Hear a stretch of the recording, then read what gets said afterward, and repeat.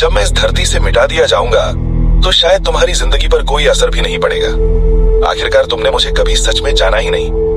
हो सकता है मेरी एक झलक कुछ सेकंड के लिए तुम्हारे मोबाइल स्क्रीन पर आ जाए, लेकिन वे कुछ पल इतने नहीं होते कि तुम देख सको कि मैं दिन रात जंगल की रखवाली कैसे करता हूँ। मैं एक चीनी पेंगुलिन हूँ। मैं हर साल लगभग 7 करोड़ चींटियां खा जाता हूँ और चुपचाप सैकड़ों एकड़ जमीन को नष्ट होने से बचाता हूँ। मिट्टी खोदने की वजह से मेरी मौजूदगी से जमीन की उर्वरता भी बढ़ती है।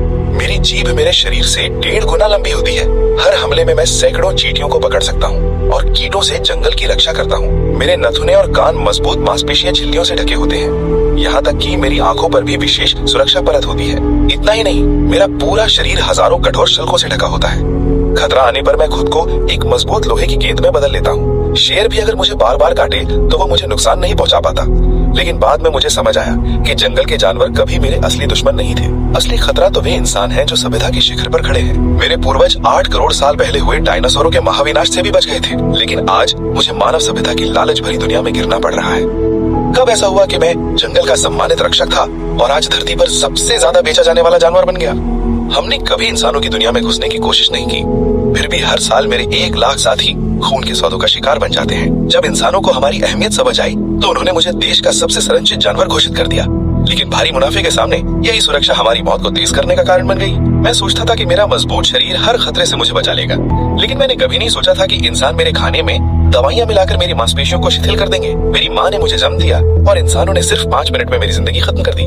वे कहते हैं कि मेरे शल्कों से चीनी दवाइयाँ बनती हैं और उनकी कीमत हजारों डॉलर होती है, जबकि सच्चाई ये है कि मेरे शल्कों के तत्व इंसानी नाखूनों से अलग नहीं है। फिर भी वे मुझे मेज पर रखते हैं और शरीर को ताकत देने के बहाने मेरे शल्क खाने का फैसला करते हैं। मैं जानता हूँ ये बस एक झूठ है जो अपनी लालसा को सही ठहराने के लिए गढ़ा गया है। शायद इंसानी इच्छाओं की लंबी नदी में मेरा अस्तित्व बहुत छोटा है, लेकिन मैं नहीं चाहता कि एक दिन जब जंगल में कीड़े बढ़ जाएं और जमीन बंजर हो जाए तब तुम्हें याद आए कि कभी एक जानवर था जो इस नीले ग्रह की खामोशी से रक्षा करता था। मेरी जिंदगी इतनी मजबूत थी कि करोड़ों साल पहले आई प्राकृतिक आपदाओं से भी बच गई, लेकिन आज ये इंसानों के हाथों खत्म हो सकती है। मुझे उम्मीद है कि मेरी कहानी ज्यादा से ज्यादा लोगों तक पहुंचे।